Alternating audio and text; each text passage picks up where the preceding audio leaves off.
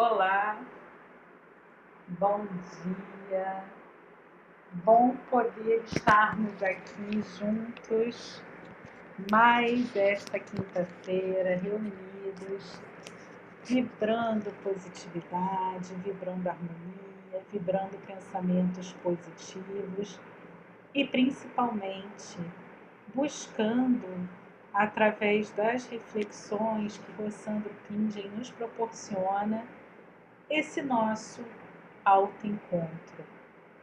E essa proposta de autoencontro que o Sandro traz, ela vai se iniciar justamente, através do entendimento do que é aquela questão do deserto que é citado na própria Bíblia. Então, para aquelas pessoas que já estudaram, que já leram a Bíblia, vocês vão perceber que a palavra deserto, ela vai aparecer em diversas passagens bíblicas. Em vários versículos nós vamos encontrar. Então, eu separei aqui alguns desses versículos para nós iniciarmos antes de entrarmos propriamente dito na introdução do capítulo. Porque Rossandro hoje vai justamente introduzir o assunto falando bastante dessa questão do deserto. Mas para aqueles que não se recordam ou que não tiveram a oportunidade de ver isso, vamos entender de onde que saiu essa questão do deserto, né? Então, nós vamos ter lá em Deuterônimo 8:2, dizendo assim: lembrem-se de como o Senhor, o seu Deus, os conduziu por todo o caminho no deserto, durante estes 40 anos, para humilhá-los e pô-los à prova, a fim de conhecer as suas intenções, se iriam obedecer aos seus mandamentos ou não. Também vamos encontrar lá em Deuterônimo 1:31.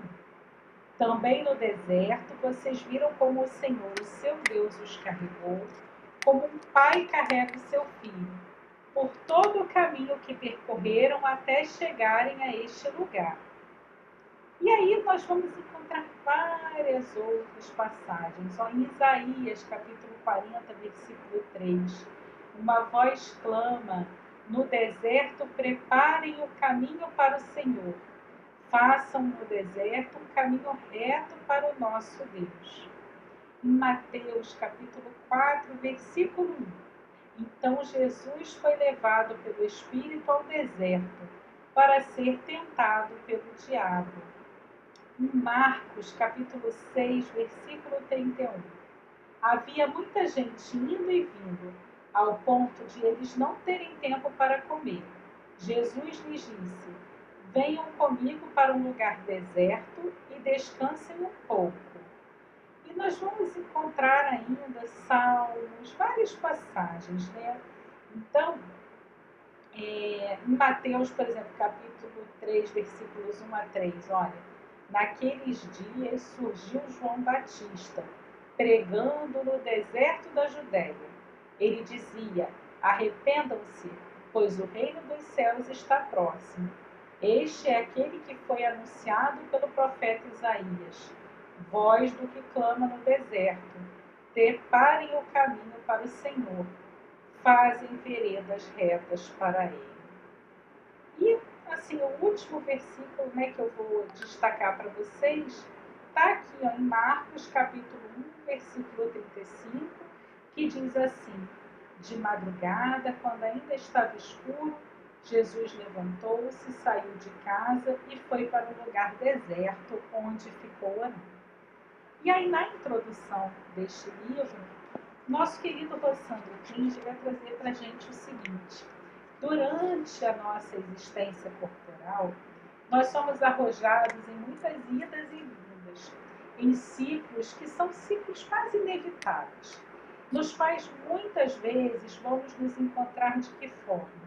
Sós, para uma experiência transformadora, embora muitas vezes dolorosa, porque muitas vezes, nos momentos que são mais decisivos da nossa existência, não haverá ninguém ao nosso lado para compartilhar, inspirar ou mesmo apoiar as nossas escolhas mais íntimas e mais significativas. significativas, né? Então, Rossandro já nos traz, já nos adverte sobre isso. Muitas vezes a gente fica naquela coisa assim, porque nós estamos nessa sociedade, nós temos a nossa família, nós temos amigos, mas quem de nós, mesmo tendo assim muitos amigos, muitos conhecidos, diante daqueles momentos realmente decisivos da nossa existência, a gente não teve aquela sensação assim, tipo, eu tô sozinho, né? E aí, Rossandro traz para gente que o deserto ele se revela como símbolo de uma obliquidade transcendente, ou seja, ele não possui nenhum paralelo de comparação, já que ele é um lugar de se perder e também de se achar, de estar só e de não se sentir só, da falta para o encontro, da essência e do silêncio para ouvir o ensurdecedor barulho das nossas próprias inquietações. A experiência do vazio, que é provocada pelo deserto, ela acaba sendo essencial e necessária, porque ela vai estar alcançando aquelas pessoas que estão passando por profundas transformações espirituais.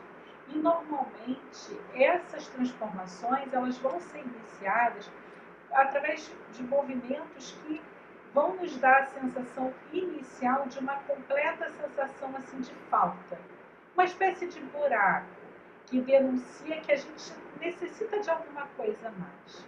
Se nós formos ver, as nossas necessidades são muitas, né?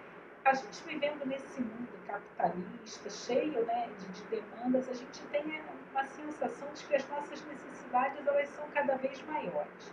A gente tem necessidade de dinheiro, a gente tem necessidade de beleza, de poder, de visibilidade, de sucesso. Eles falam assim, mas a gente tem que brigar, tem que ter sucesso, cada um tem que... Mas são necessidades que, na maioria das vezes, quando mal empregadas, elas só vão aumentar e potencializar esse nosso vazio existencial. Se existe alguma coisa que a gente realmente precisa, e que Rossandro deixa bem claro na introdução desse livro, é dar um sentido, né, mais transcendente para a vida. E ele coloca que isso normalmente a gente não vai encontrar naquela lista de desejos e nem nas buscas desesperadas que muitos de nós seres humanos temos. Essa procura, gente, de acordo com Rossandro, ela aponta mais para uma vida que se pauta pela fraternidade, pela simplicidade, pelo perdão e pela gratidão. E dentro desse contexto, né, dessa demanda, dessas inúmeras demandas, dessa busca por ter, a gente começa a perceber que, no fundo, a gente tem solicitações que são aquelas solicitações reais que ficam lá guardadinhas no âmago do nosso ser, lá na nossa alma. Por isso que a narrativa do deserto, que aparece em vários momentos, né, em vários textos bíblicos, ela desempenha um papel central nesse processo. Porque, embora na maioria das vezes ela seja vivida coletivamente pelo povo judeu, ela sempre é sentida de forma individual, porque nos remete aos nossos desertos, às muitas visitas que fizemos e faremos a ele, de tempos em tempos, para nos reencontrar. Então, olha que bacana que o Rossandro traz, né? Tem muita gente que acha assim, que a gente vai passar por um momento da vida, de um momento ali de desafio, um momento de crescimento, de busca. Só que a nossa vida é cíclica, ela é cheia de momentos decisivos, de mudanças, de oportunidades de crescimento.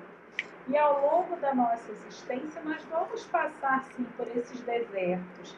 Aqueles momentos em que a gente vai ter a sensação assim, nossa, eu estou sozinha nesse momento, porque são escolhas, decisões que ninguém pode tomar por mim. Eu tenho que tomar.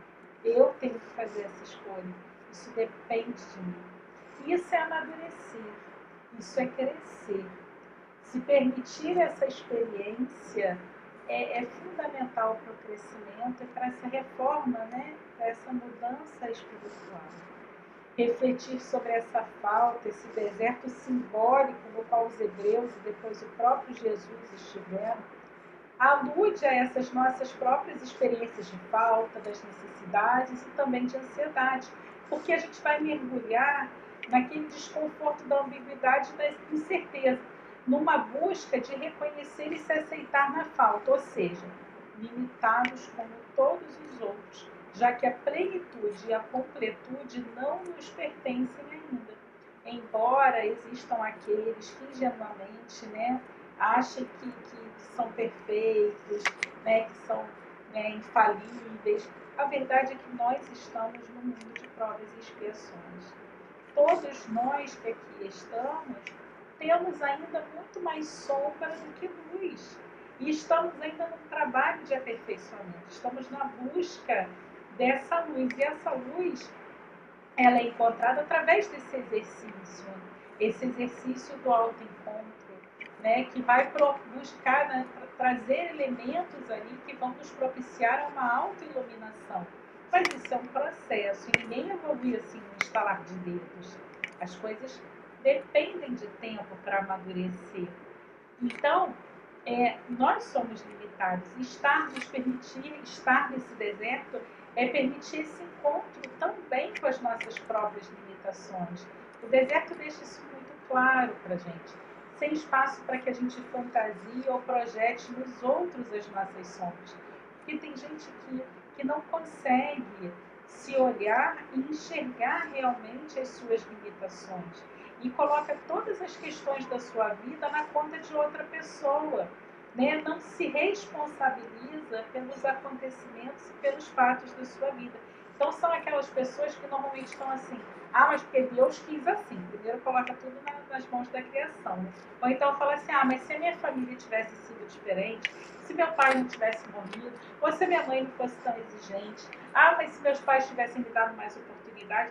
Então estão sempre colocando na conta de outra pessoa e esquecem de olhar para si próprios e de perguntarem o que eu fiz para mudar determinada situação.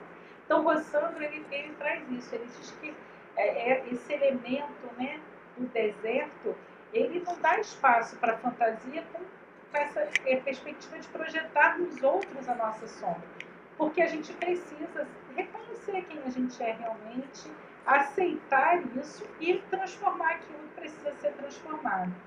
Agora, depois de muitas tentativas vãs de buscar recursos apenas em nós, né, e essa realidade muitas vezes nos choca, Rossandro coloca o seguinte, que chega um momento em que a gente não consegue mais preencher as nossas necessidades apenas através das nossas próprias forças.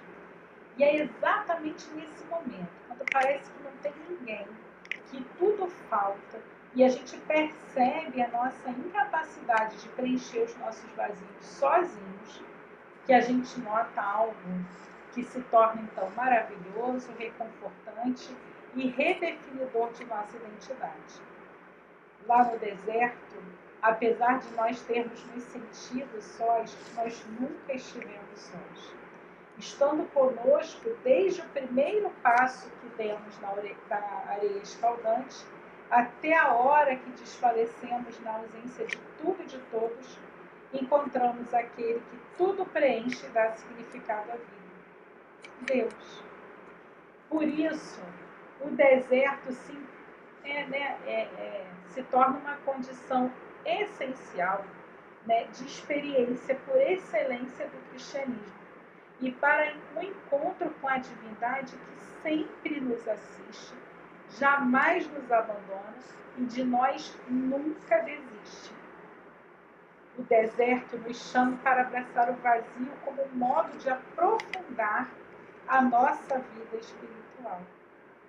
Muitos, né, que têm por hábito o estudo dos textos bíblicos e os veem apenas como um relato, né, histórico de um povo, de um tempo, né, pensam que aquilo ali não guarda relação com as nossas vidas atuais.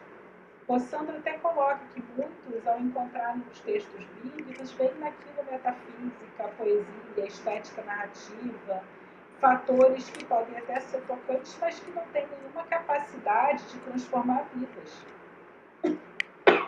Me desculpe. Mas ele coloca que outros, entretanto, eles conseguem, verificar naqueles textos verdades, que devem ser seguidas de forma extremamente literal. E ele coloca que essas posturas, elas pecam pelo exagero da crítica quanto mais ou da leitura fundamentalista. Então, ele coloca o seguinte, que embora muitos achem que esses textos contidos nos evangelhos sejam irrelevantes na contemporaneidade, não definidores do nosso modo de ser e estar no mundo, ele vai se permitir, de forma bastante humilde, discordar dessa visão. E por isso, ele pretende, neste livro, que por ora nós estamos iniciando o estudo, refletir nesse deserto como uma experiência arquetípica, necessária e fundamental para o amadurecimento emocional, ao mesmo tempo em que é também um espaço de transcendência. E aí, quando o Rossandro diz para a gente que é uma experiência arquetípica, nós vamos tentar entender o que ele quer dizer com isso. E aí ele traz uma nota, onde ele fala que, segundo Carl Gustav Jung, os arquétipos são conjuntos de imagens primordiais, originadas de uma reprodução progressiva e perene de uma mesma experiência, acontecendo ao longo de várias gerações, e que são armazenadas no inconsciente coletivo. Parecem se constituir de motivos mitológicos ou imagens primordiais, razão pela qual os mitos de todas as nações são seus reais representantes. Então, ele coloca assim: podemos estudar o inconsciente coletivo de duas maneiras, ou na mitologia ou na análise pessoal. Então, agora que a gente entende essa visão, nós vamos ver que Rossandro vai trazer para a gente que é nesse momento, então, que a gente vai vislumbrar uma outra dimensão da experiência do deserto. Um lugar onde a nossa fragilidade vai estar ali tão explicitada que nós vamos estar, vai nos deixar vulneráveis à tentação. E é por isso que, num primeiro momento, ante a nossa fragilidade, a sensação de desproteção e, ao mesmo tempo, a crença infantil de que estamos sós, sem a observação de ninguém, o deserto também vai se apresentar como um lugar onde nós vamos ficar suscetíveis ao desvio, ao descaminho e ao atalho. São sempre caminhos perigosos. Enfim, nós vamos cair em tentação. As tentações, no fundo, o papel delas é o quê? Denunciar os nossos desejos, nossas necessidades de satisfação sensorial.